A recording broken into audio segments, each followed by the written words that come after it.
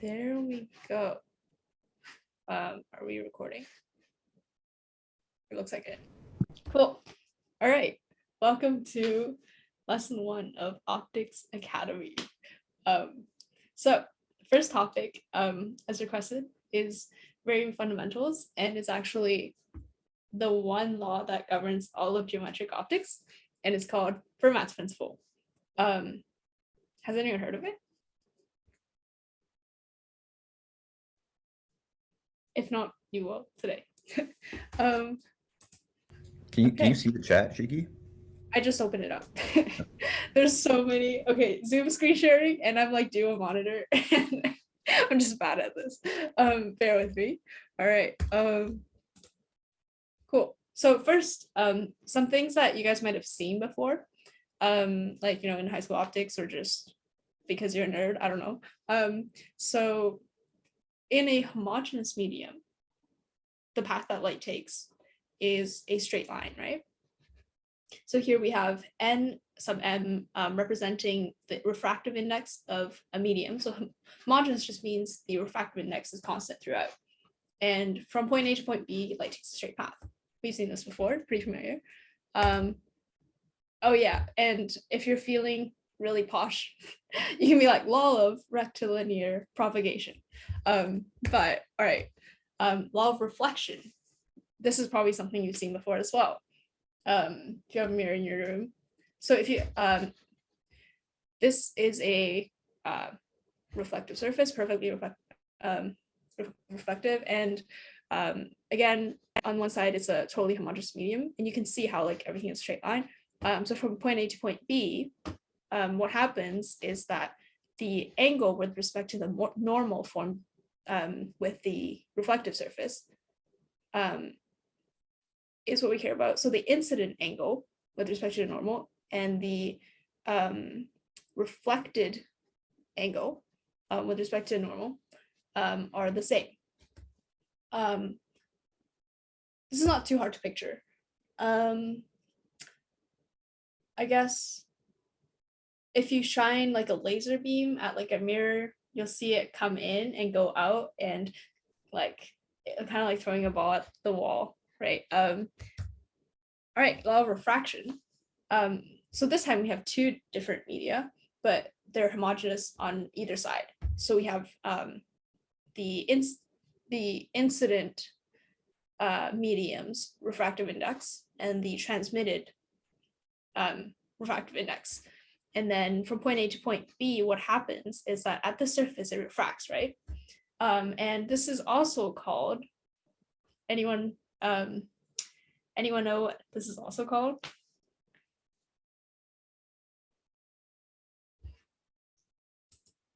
Yeah, there you go, bingo. Snell's law. Okay, David, I see your question. We will get to it. So these are just some things that I feel like most of you have seen before. But so what do all of these have in common? Feel free to unmute or like put in the chat. Any observations?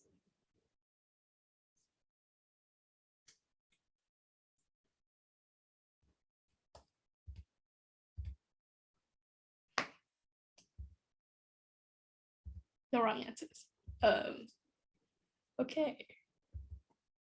All right, I mean, we can find out. First, let's get through a couple of pretty quick concepts. Optical path length, or OPL, what is it? It has to do with the amount of time taken to get through your point A to point B. And it's not just the distance, because, like the different media, like when you have different refractive indices, your light actually travels at like different speed within the media, right? So, and this has to do with like the actual like wave and like within the actual like, the structure of the material and whatever. But to compensate for that and to have like a unified way of describing the amount of time it takes light to get from point A to point B, we have optical path length. So what this means is we're summing over the refractive index times L here is just distance. So let's go back here. From point A to point B, here our optical path length is just NM, your medium, your refractive index of the medium times the distance between A to B. Now here, anyone want to tell me what the optical path length is here?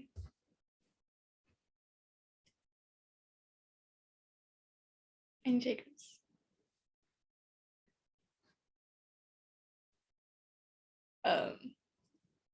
If not, is anyone typing?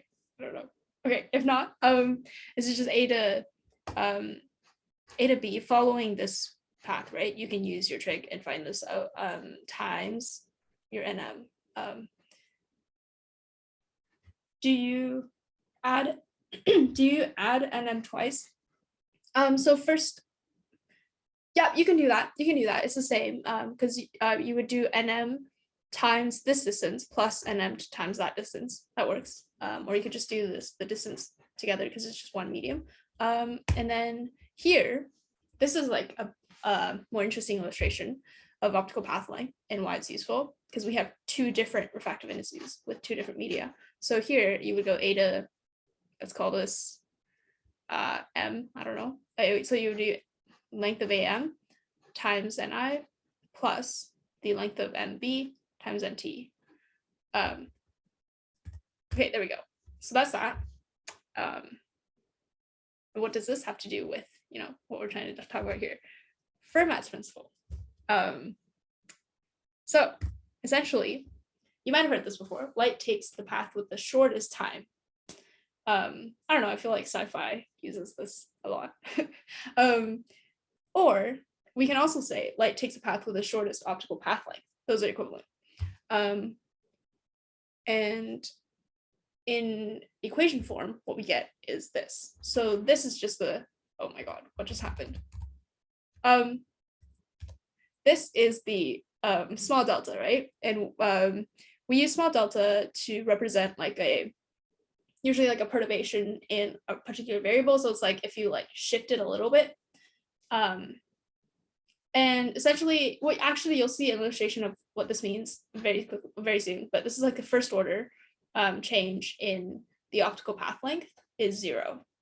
And this will help us find, what the hell?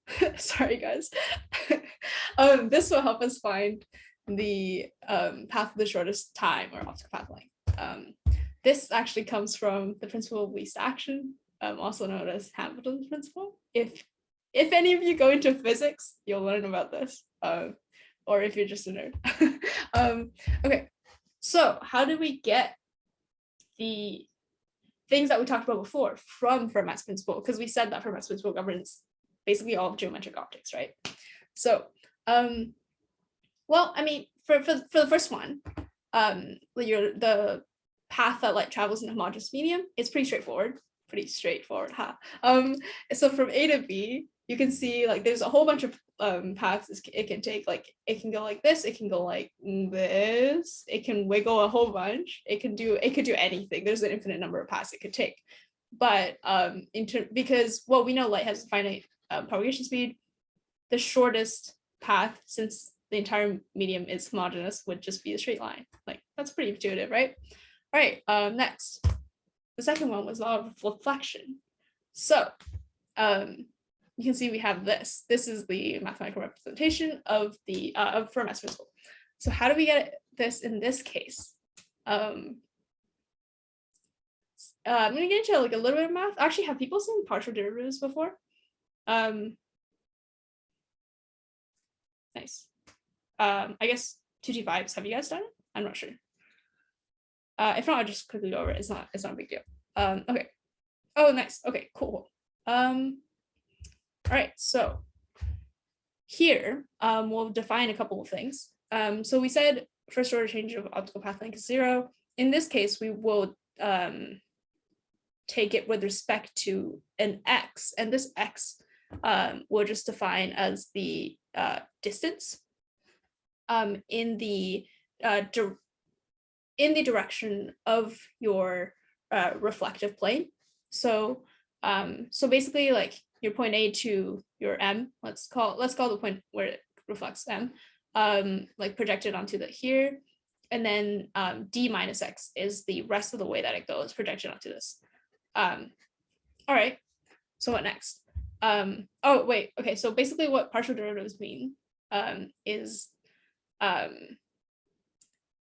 you are ignoring like every other variable and treating them as constant, and like basically focusing on just the one variable that you're taking the derivative with respect to.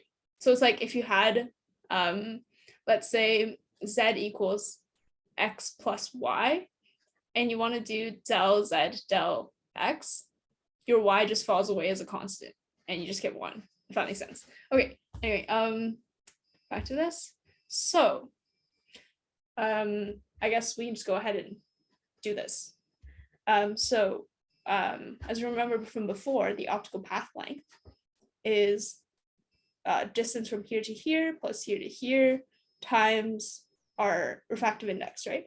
So here, since the law of reflection itself deals with the angles, right? We're like this angle equals this angle, so let's write it in terms of the angles. And because we have x now here, we can just use trig. So you can see that this is essentially x sine theta I, right? And then likewise here. So, oh yeah, well, there you go. And then we can go ahead and take the partial derivative. So in this case, right, we have the theta, we're just treating that as constant. So like what we get is this. Does that make sense? Wait, did I goof?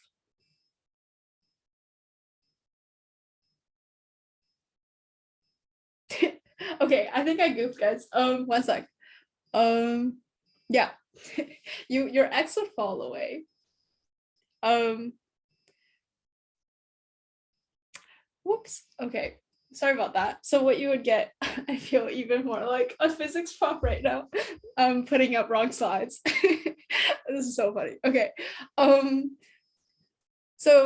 Having taken the partial derivative of this, like this term, you would just get nm sine theta I, right? Because those you're treating as a constant.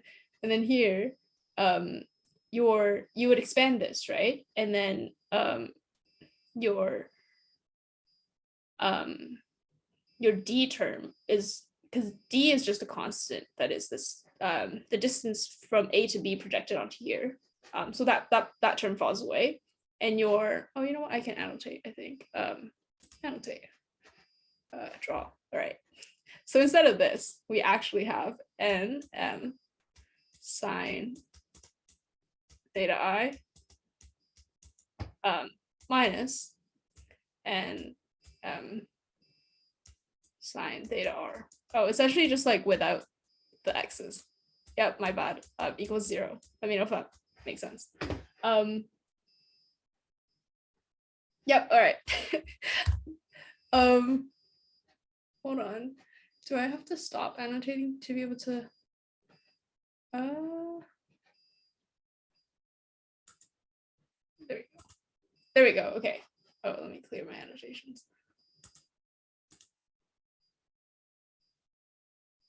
Okay. So this would just give us this, and you can see that it gives us, ta-da, and this is our law of reflection of theta I equals theta r, with a little bit of a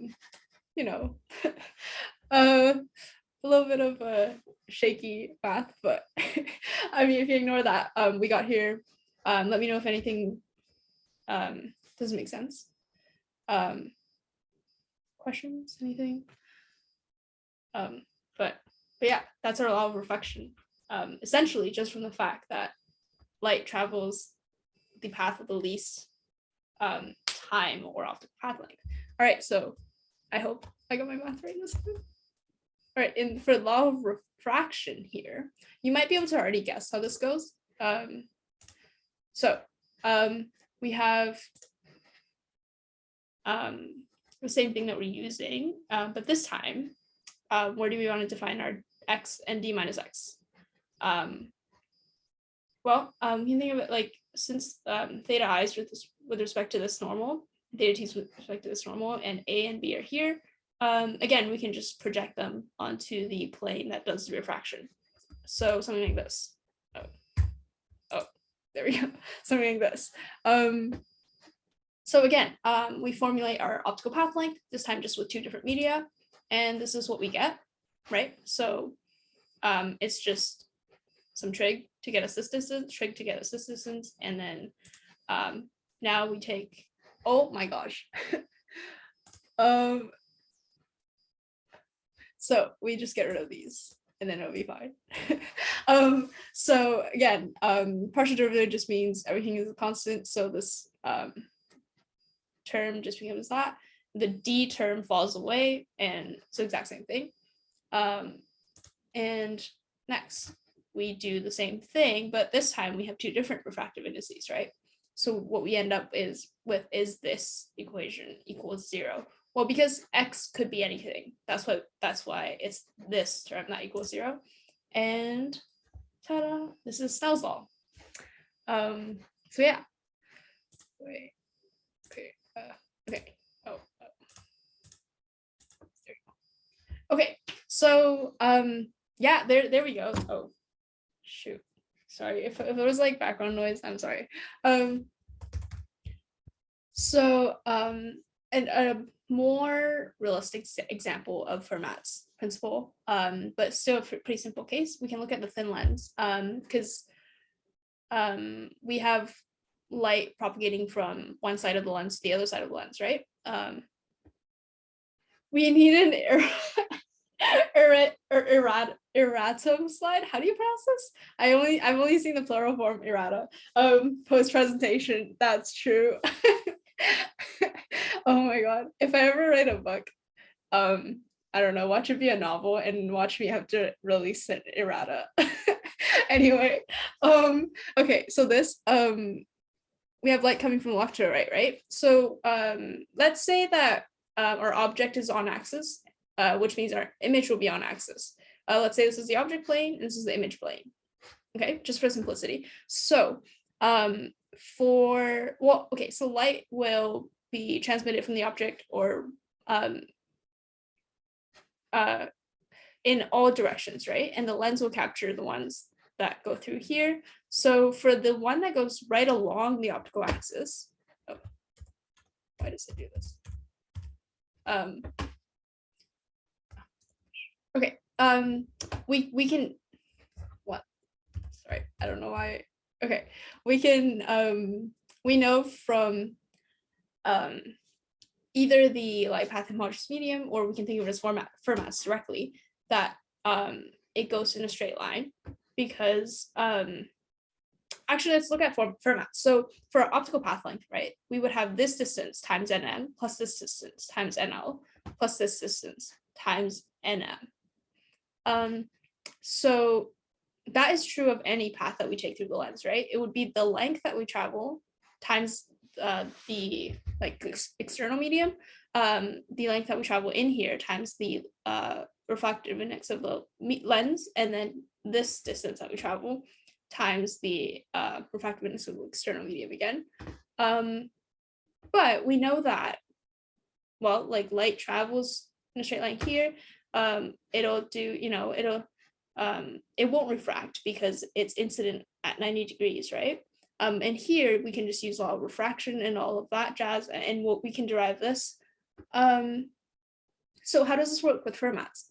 What you'll actually find if you actually sit down and do the optical path length derivation is that all of these paths that they take through the lens have an identical optical path length. Because if you think about it, this path here, the distance traveled in the external medium is a little bit shorter, right?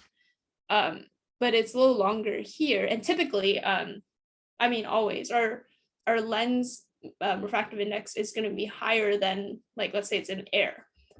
So what you'll end up with is a shorter path in air, but a longer path in the lens with a higher refractive index here. And up here, you'll have a longer path in air with the lower refractive index and a shorter path in the lens with the higher refractive index. So what you actually end up finding is that all of these have the identical shortest path length, optical path length, which is consistent with Fermat's principle, right?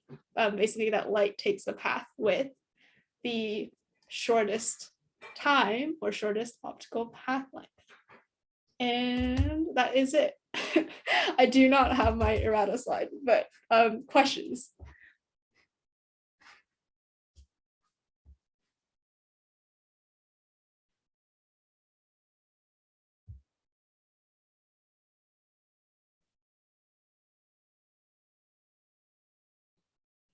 From the perspective of wave optics, how does this idea of light traveling the shortest distance translate?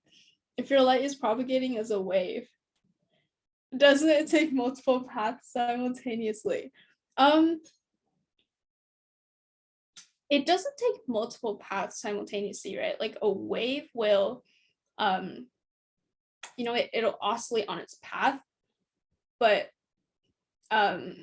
okay, wait, what a wave essentially is an oscillation in space that is traveling in time. If any of you have seen the wave equation, it has a spatial and temporal component, right? So so this oscillation in space, which, we can quantify our light in like wavelengths, is traveling in time. And it's so geometric optics is essentially when everything that we're dealing with is large enough, right, that we can make all these approximations.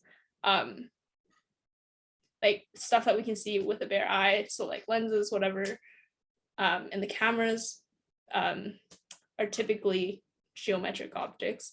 So that's why we can just approximate, like each light wave as straight up just a ray. And then when we have a bunch of rays, we can call it a beam. Does that make sense? I didn't really get into the nitty-gritty stuff of like wave optics. If people are interested, we could talk about other topics in future. Wait, does that make sense, David? Like if you have let's say you have a beam, right? Yeah. A beam, would a beam be composed of multiple photons? Or like, I'm thinking if you have a wave, would you not consider it like a single propagating unit of light? And that in and of itself has a wave, like I'm thinking of like the wave equation, like that propagates as a wave, and so it also expands in space, right, as it propagates. And so you end up What do you with mean like a wave expands? traveling. Like obviously no, you can never have a perfectly collimated wave, right? So if the wave expands and it's still a single photon, you end up with a photon traveling across multiple paths in space, right? Oh, okay. No. I think I see what you're saying. So a beam will actually expand, right? Right. If you had like this stuff that we're talking about here is like very much like very simplified equations. It's like the cleanest cases that are just like, good for like conceptualizing this stuff. Realistically, this is why we have like, I don't know, Payload Designer and Code 5 and all that stuff to deal with the actual like realistic cases. But okay, I think what David, what you're describing is a beam as opposed to a single ray, because if you just have a single ray, it'll just be one line going through space. It'll be like, imagine like an infinitely thin laser beam. I don't know. It'll just be one line going through space. But with a beam, what will happen is it'll expand, and expanding is actually it means that you have your your rays going out at some cone or some angle. And so that means that it's a bundle of rays essentially. A beam is a bundle of rays, and those rays are inclined a little bit differently. That causes expansion, and a bundle of rays will mean that there's a lot of photons in it, and depending on how much light there is, like the intensity of it, you'll have like a different amount of photons. When we're speaking like intensity, right, or like radiance, irradiance. We can get into those terms later on. What we're talking about is actually like a photon flux, and flux is like the amount of it's the amount of power per area is what you can think about it. So it's like the amount of light going through like a cross section of the beam, kind of. So there's like a lot of photons going through, and that's why we can measure an intensity of a beam. But if it was a single ray, it would just travel, its own path. And each single ray within that beam travels its own path that follows these things. Right. Right. I think I was thinking that a single photon, like an infinitely thin laser beam, would expand on its own. It doesn't, though, right? No, it doesn't. Yeah, it just we don't see that in real life because it's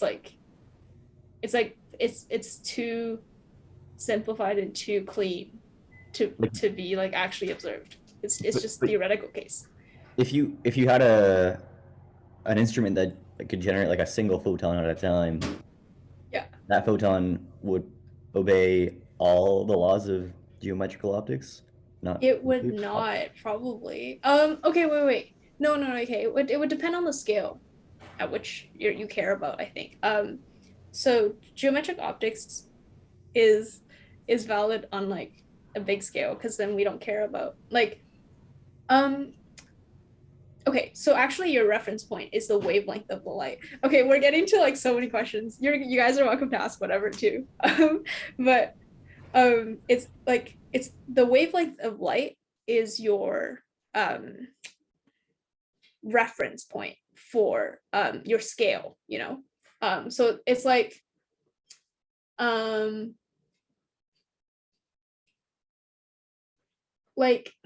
an example?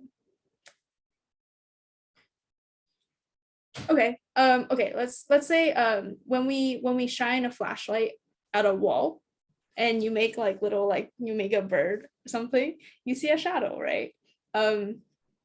That's because like the whatever bird that you're making in front of the flashlight, the distance between the flashlight and the wall, like all of those are very big compared to the wavelength of light that comes from the flashlight.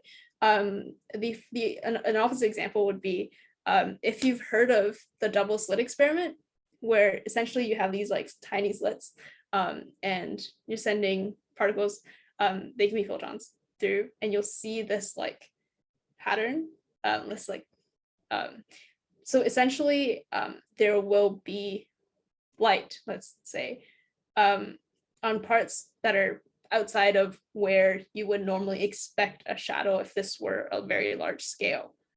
Yeah, exactly. I think I said that right. But anyway, yeah, that's kind of it. David wants to learn about wave optics. I get it.